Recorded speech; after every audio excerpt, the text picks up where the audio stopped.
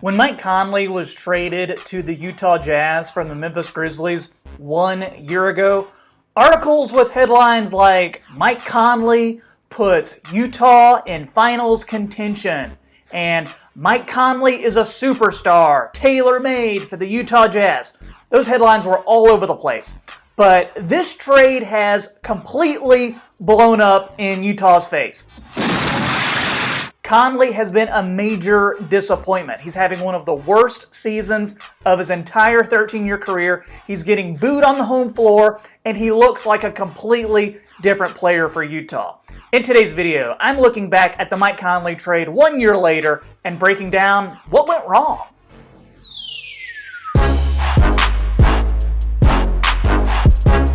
How's it going, everybody? This is Troy, host of the Half Court Report YouTube channel, or as Will in the comments like to say, textbook NBA referee. What? Yeah, I am the Tim Donaghy of NBA YouTubers.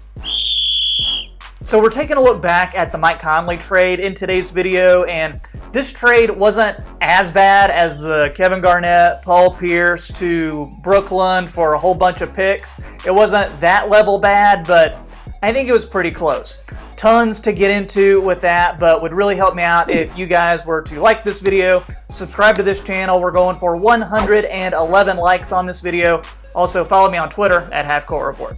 I remember where I was when the Mike Conley trade happened. This wasn't something that I was completely unprepared for because the Grizzlies were in a rebuilding phase. They had just gotten the number 2 pick in the lottery about a month or so prior, and it was pretty much known that they were going to take Ja Morant with that pick.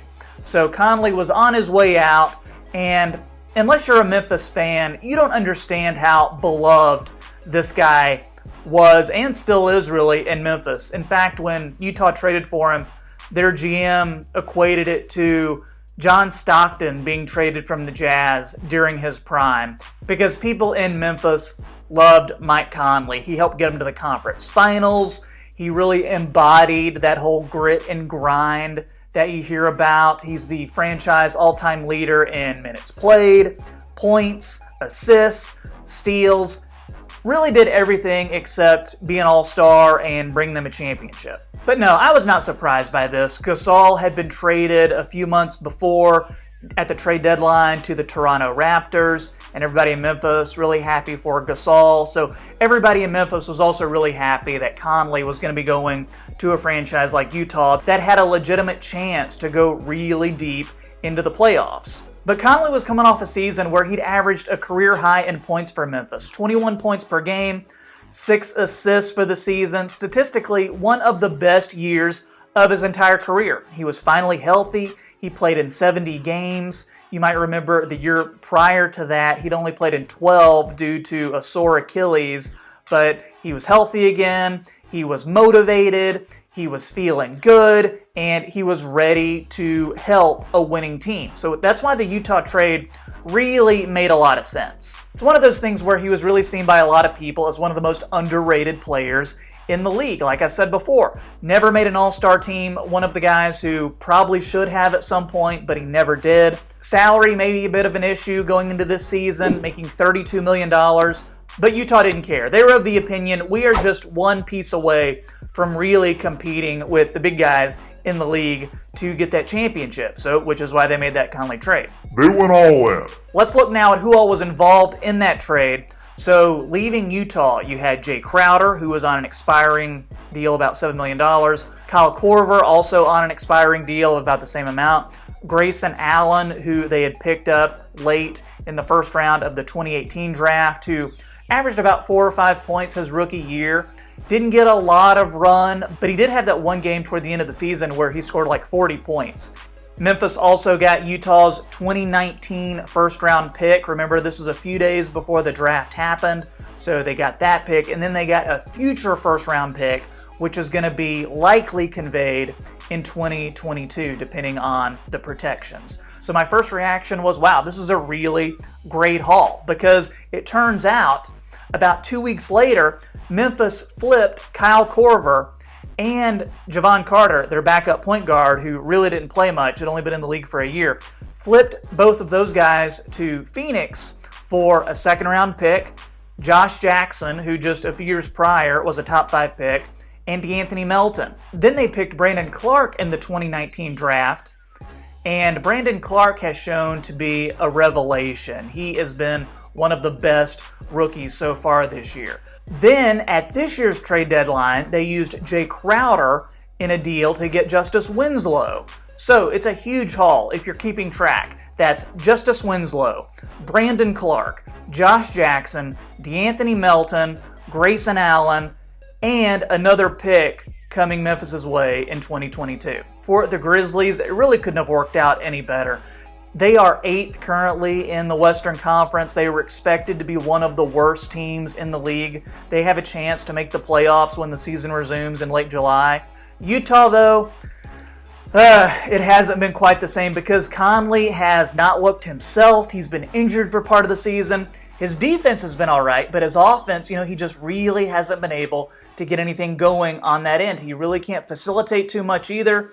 There's no Marc Gasol, and he was so used to playing with Gasol for the last 10 years, and he's really had to reinvent his game playing with Donovan Mitchell and Rudy Gobert, and he's been really slow to do it. When the NBA season resumes, Utah is only going to be 2.5 games out of the 7th seed. Currently, they're in the 4th seed.